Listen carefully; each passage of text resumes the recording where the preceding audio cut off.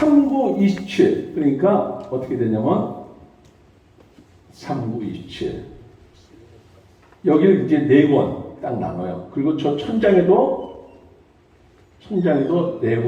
그러면 여기 4권, 1권, 4권 하면 9권 됐죠.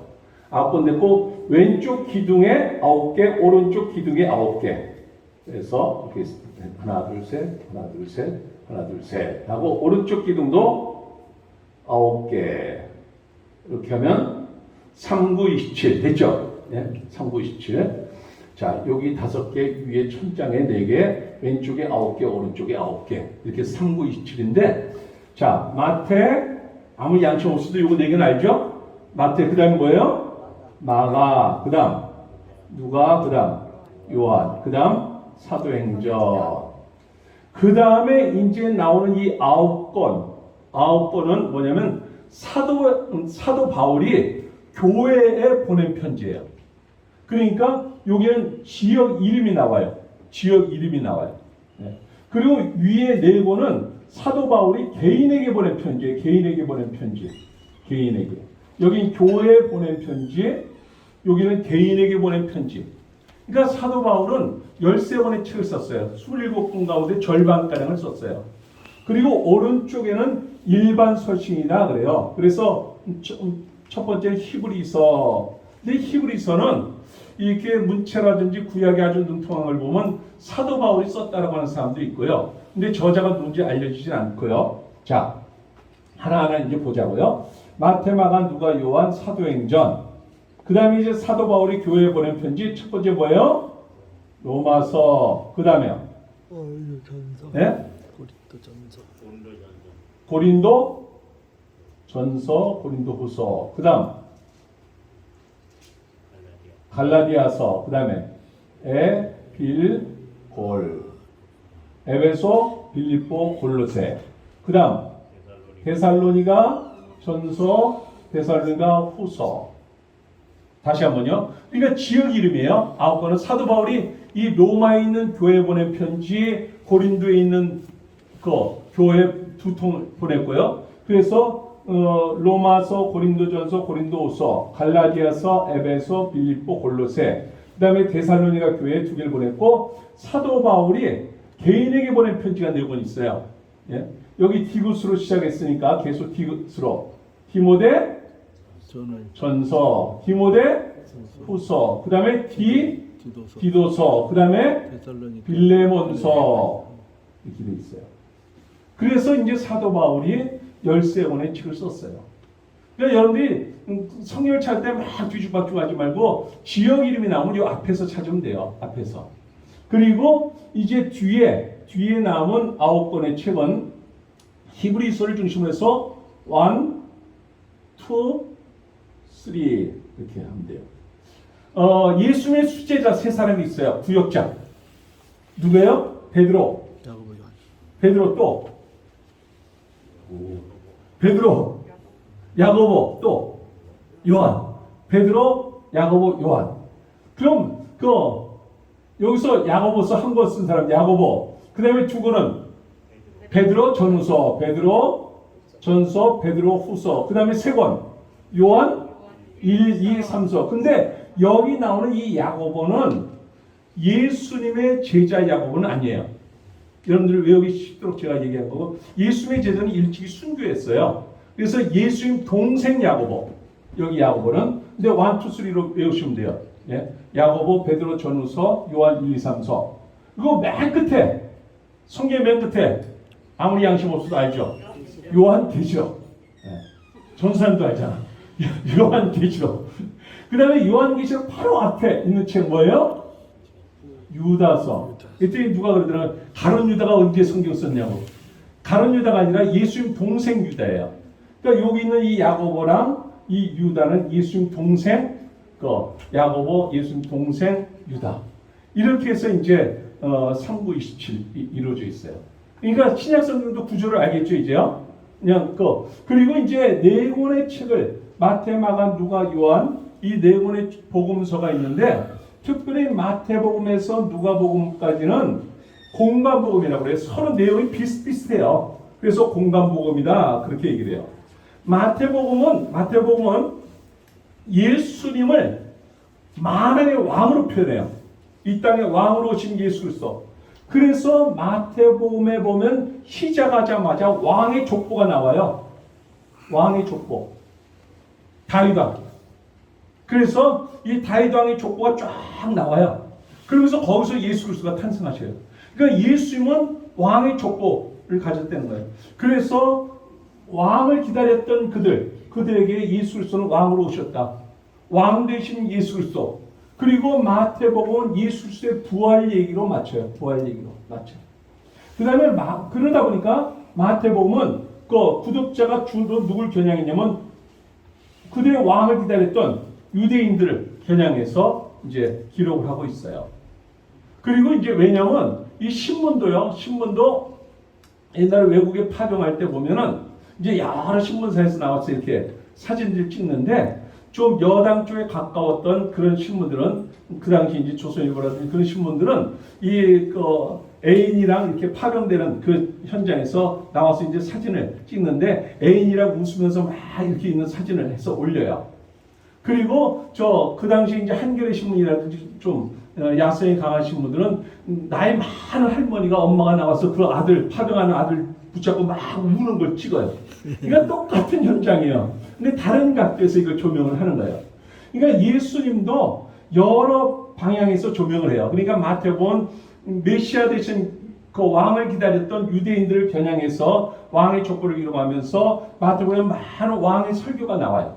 그 다음에 마가복음은 그 당시에 세계를 제패했던 로마인들 지배층이었던 로마인들을 겨냥해서 예수 그리스도를 섬기는 종으로 오신 예수 그리스도.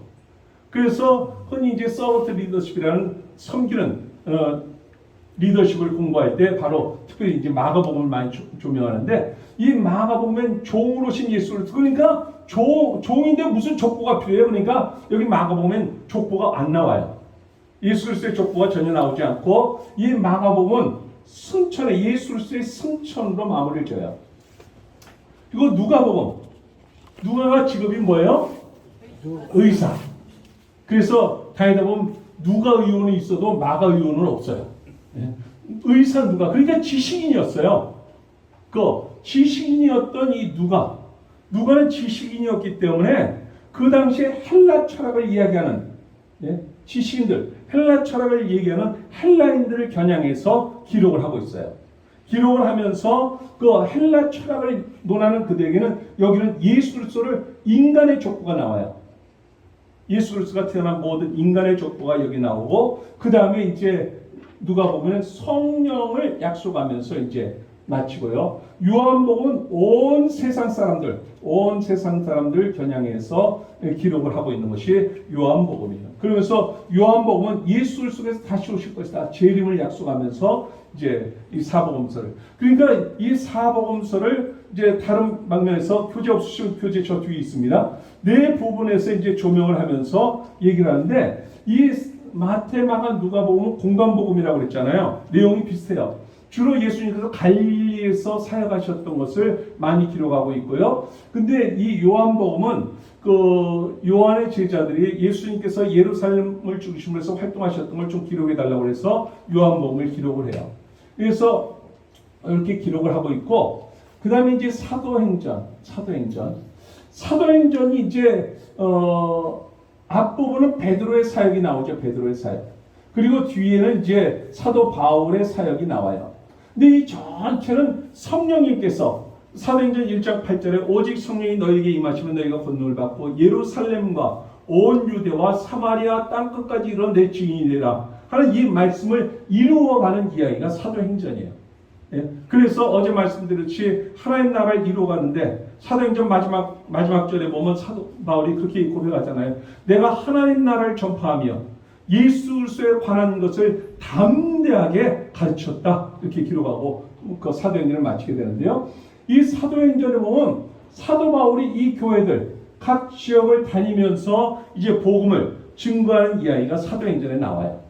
근데 여러분이 먼저 이 사복음서를 읽을 때 여러분이 아셔야 될 게 뭐냐면 이렇게 거기 여러분들 교재에 지도가 있죠.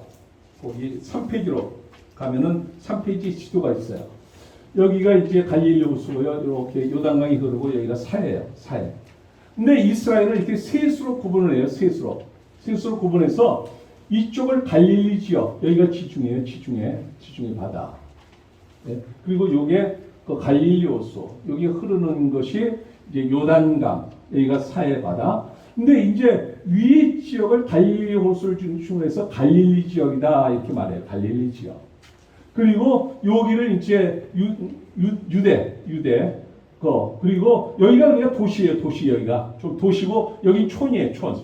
그래서 나사렛에서 무슨 선한 것이 날 수 있겠냐 그렇게 얘기를 하고 그리고 요 가운데가 이제 사마리아예요. 사마리아. 성경에 보면 사마리아 여인이 나오잖아요. 개 취급하잖아요.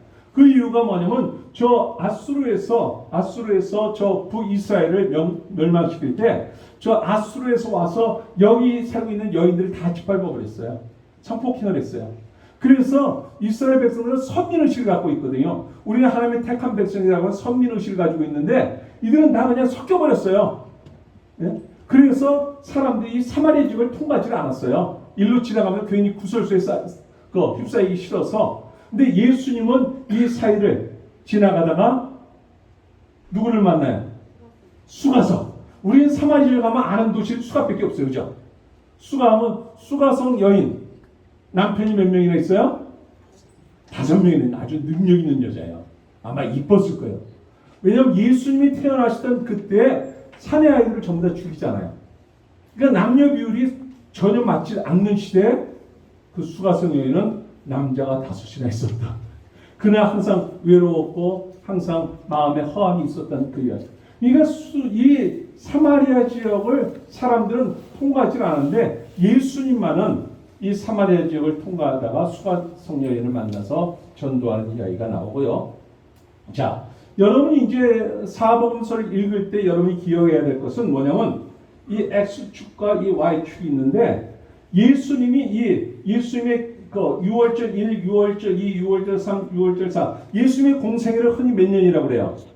공생애 3년. 그건 바로 이 6월절을 중심으로 해서 이렇게 공생애 3년이라고 그래요. 6월절 1, 6월절 2, 6월절 3. 예. 이렇게 해서 예수님께서 공생애 3년을 이렇게 하셨던 거예요. 그러니까 여러분이 사복음서를 읽으면서 예수님께서 어디쯤 계시는가 이걸 알면서 읽으셔야 되고 그리고 예수님이 지금 갈릴리에 계시는가? 그렇지 않으면 예루살렘, 유대 땅에 계시는가? 이걸 아셔야 돼요. 그래서 여러분이 중요하게 알아야 될 도시는 뭐냐면 여기 그 예루살렘이 있고 예루살렘 바로 밑에 뭐가 있어요? 그러니까 여기 베다니 그 밑에 베들레헴은 특별히 어떤 지역이냐면 양을 많이 키웠던 지역이에요. 그래서 예수님 이 예루살렘에서 6월절날 6월절을 지키기 위해서 이 양들을 고향에서 가지고 오는데 나중에 이 제사장들이랑 결탁해 갖고 예수님이 성전에 와서 성전을 다 뒤엎어 버리잖아요.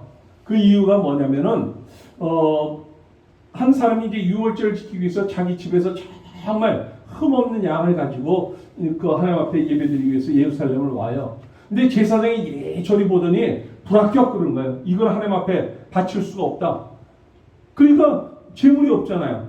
그래서 보니까 옆에 누가 하나 쫓아오더니 이거 이미 합격 도장 받은 양이 있다고 하면서 자기가 고향에서 가지고 온 것을 싼 값에 팔고 그것을 사서 보니까 형편없는 거예요. 오히려. 그러니까 제사장들이 그 장사들과 결탁해갖고 그런 짓거리를 하고 있는 거예요. 그러니까 예수님께서 예루살렘에서 그 모습을 보면서 내 집은 기도하는 집이다 하면서 장사들의 소굴을 만들었다 하면서 상을 뒤엎는 사건이 나오는데요. 이 베들레헴이 바로 예루살렘에 양을 공급했던 그런 일을 했던 곳이 바로 베들레헴이고 그리고 아까 전선생님 말한 여기가 어디예요? 베다니가 이쪽만 있는 게 아니라 이쪽에도 뭐가 있어요? 베다니. 그래서 여기 베다니는 뭐냐면은 예루살렘 바로 옆에 있는데 여러분이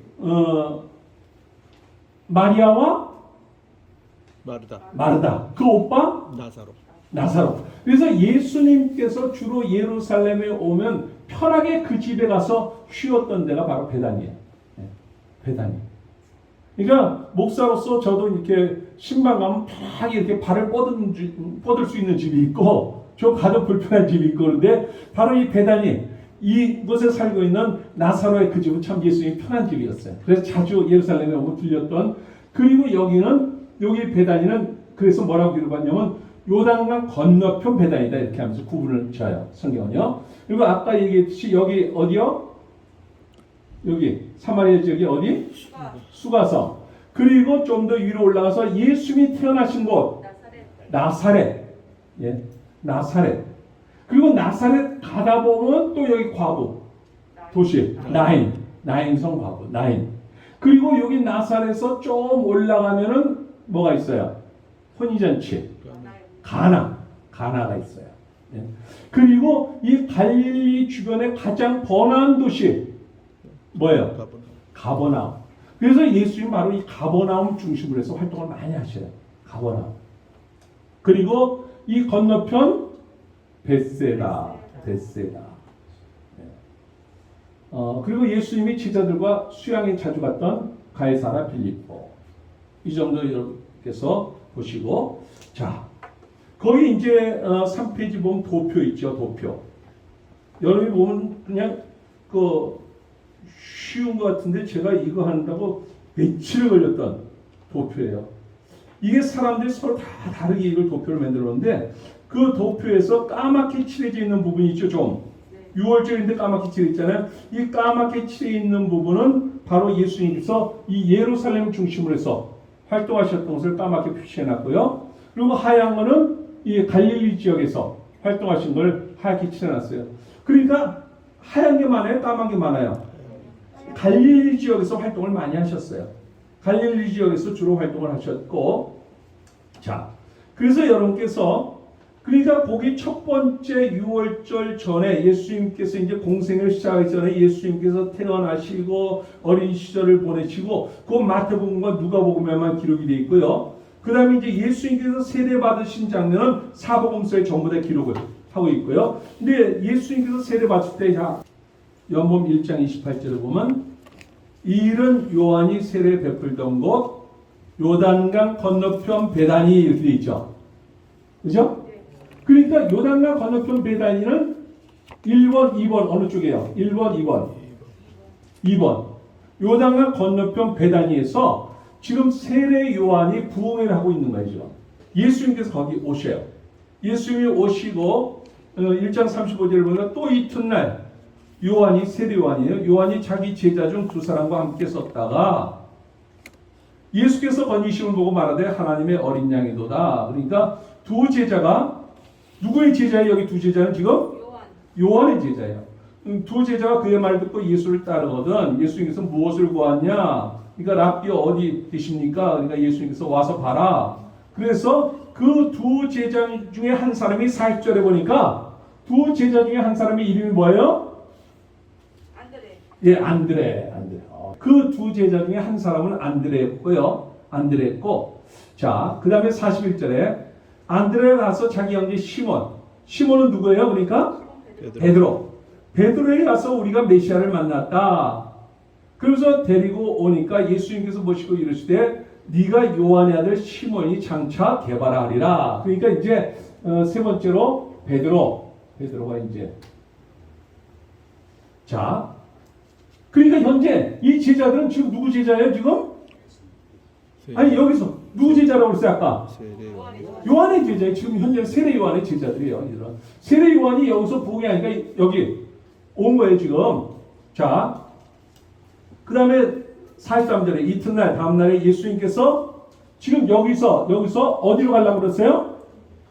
갈릴리로. 예수님 고향 나사렛이잖아요. 예수님께서 갈릴리로 가려 하시다가 그러니까 여러분께서 요한 이 사복음서를 보면서 예수님께서 갈릴리에 계시는가 여기 계시는가를 익히면서 보라고 그랬죠. 그죠? 지금 여기서 이제 갈릴리로 가려고 하시다가 빌립을 만나게 돼요.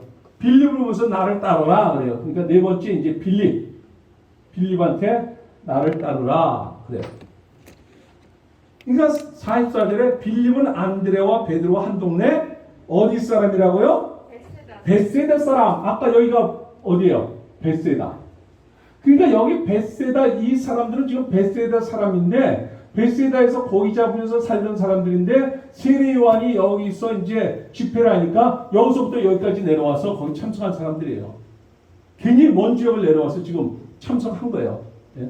그래서 이제 46절에 나다넬이 이르되 다섯 번째 나다넬.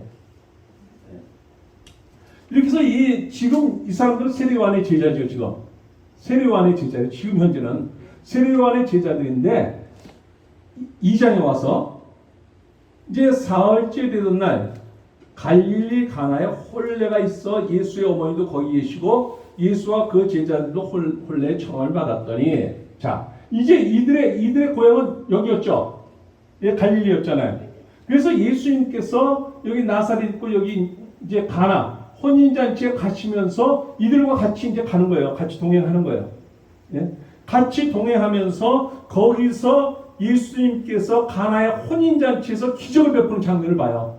이들이 예수님을 지금 따라하는 나이지만 긴가민가 하고 있는데 예수님께서 거기서 기적을 베푸는 장면을 보면서 그들이 2장 11절에 보니까 예수께서 이 첫 표적을 갈릴리 가나에서 행하여 그의 영광을 나타내심에 뭐라고 되어 있어요?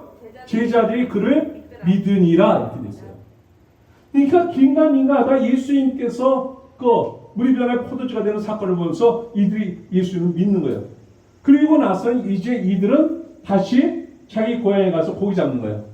고기 잡고 예수님은 자 여기 12절에 보니까 이제 여기 이제 혼인잔치 참석했다가 가버나움 거기 12절에 보니까 가버나움으로 내려가셨으나 거기 여러 날 계시지는 아니했다 이렇게 돼 있죠, 그죠? 예?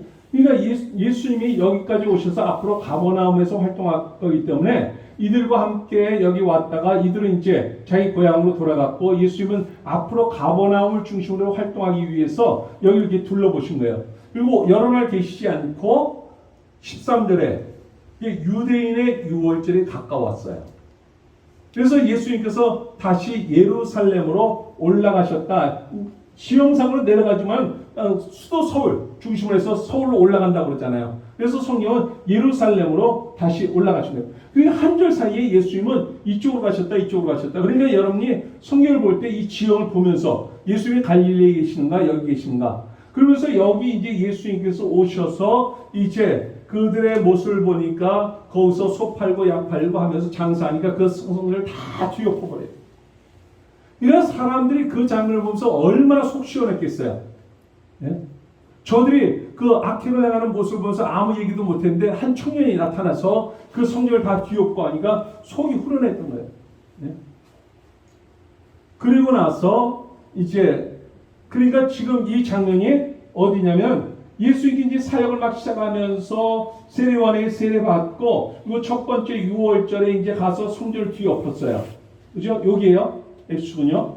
여기 이제 첫 번째 6월절에 성전에 가서 성전을 뒤엎었어요. 근데 여러분들이 가지고 있는 대조 성경들 가운데 보면 가로해 놓고 이제 다른 그 마가복음이라든지 누가복음이라 이렇게 그 마태복음이라든지 그런 게 이렇게 표시되어 있는 거 있죠. 그 요한복음 2장 거기 12절부터 보면은 혹시 성전 정화라고 해갖고 이렇게 마태복음 몇 장이라고 돼 있어요? 21장. 마태복음 21장. 근데 이 마태복음 21장, 마가복음 11장, 누가복음 19장은 어디냐면 여기에 여기 마지막 6월절이에요. 마지막 6월절. 그러니까 예수님께서 마지막 6월절에 거기 마태복음 21장은 예수님께서 성전을 뒤엎고 그 다음에 십자가 지셔요. 그러니까 여러분께서 지금 요한복음의 성전 뒤엎는 사건은 여기에요. 여기 첫 번째. 그리고 마태복음은 여러분께서 제가 옆에 대조해 놓은 거 있잖아요. 이거 보면 그 예수님께서 성전을 뒤엎은 건 여기에요. 마지막 십자가 지시잖아요. 그러니까 이걸 구분하면서 여러분이 읽을 수 있어야 된다고 합니다. 그래서 이 사복음서는 여러분이 읽을 때 항상 이 예수님께서 갈릴리에 계시는가 그리고 예수님이 이 예루살렘에 계시는가 그걸 보면서 쭉 읽어 나가시고 아까 여기서 여러분께서 이 예수님께서 마지막 십자가 칠 때 어디에서 잡혀요? 예수님은 원래 어디 사람이에요? 갈릴리 사람이에요? 갈릴리 사람이잖아요. 예수님은. 근데 여기서 예루살렘에서 예수님이 체포되잖아요. 체포돼서 처음에 이제 제사장 집으로 갔다가 제사장들이 누구에게 넘겨요? 예수를 심판해 달라고. 총독 누구에게 보내요? 빌라도에게 보내요. 그러니까 빌라도가 또 누구에게 보내요? 빌라도가 헤롯 왕에게 보내요. 자, 그건 어떻게 되냐면 원래 이제 예수님이 태어날 때 헤롯 왕이 있었어요. 그 사람은 건축광이었던 헤롯인데 그가 죽고 나서 그 하나 아들이 이 지역을 통치하고 또 하나 아들이 헤롯 2세죠. 헤롯이 또 이 지역을 갈릴리를 통치해요. 근데 이쪽 지역에 계속 예루살렘 중심으로 쿠데타가 많이 일어나요. 그러니까 로마에서 그러니까 원래 이제 그 헤롯 왕은 로마의 왕이 아니라 이 바로 밑에 있던 그 나라에서 이제 계속 이스라엘 지배를 받았는데 헤롯이 로마가 제패하니까 로마에서 여기를 통치하기는 거리가 머니까 제가 여기를 통치하면서 대신 세금 걷어서 바치겠습니다 하면서 분봉왕이라고 그래. 그래서 헤롯 왕이 여기를 통치하다가 그 아들이 이제 죽고 난 다음에 아들들이 나눠서 통치하다가 여기 이제 예루살렘에서 쿠데타가 자주 일어나니까 너한테 못 맡기겠다. 그래서 여기는 로마에서 직접 총독을 파견해요. 그래서 빌라도가 이 예루살렘을 지역으로 해서 주로 통치를 해요. 근데 예수님께서 이제 6월절을 지키기 위해서 이곳에 와서 체포되니까 그러니까 이들이 총독 빌라도에게 예수를 넘기니까 정치인이잖아요, 총독이요. 근데 예수를 따르는 무리가 많아요. 그러니까 이 총독 빌라도가 생각하기를 괜히 거기에 자기가 엮이기 싫으니까 예수님이 어디 사람이에요? 갈릴리 사람이에요. 근데 마침 갈릴리 지역을 통치하던 헤롯이 6월절 큰 절기니까 여기 예루살렘에 내려와 있었어요. 그러니까 예수 저 사람 믿의 관할이다. 그래서 예수님을 이 헤롯에게 넘겨버리는 거예요. 그러니까 이 헤롯 왕이 가만히 보니까 또 예수님이 따르는 무리가 많으니까 자기 나중에 정치적으로 좀 불리하니까 이 예수라는 인물은 너무나 큰 인물이기 때문에 우리 손에서 관할할 게 아니라 로마에서 관할하면서 다시 빌라도에게 넘기는 거예요. 그 배경이 이제 예수님이 십자가에 달리실 때 그 배경이 나오고요.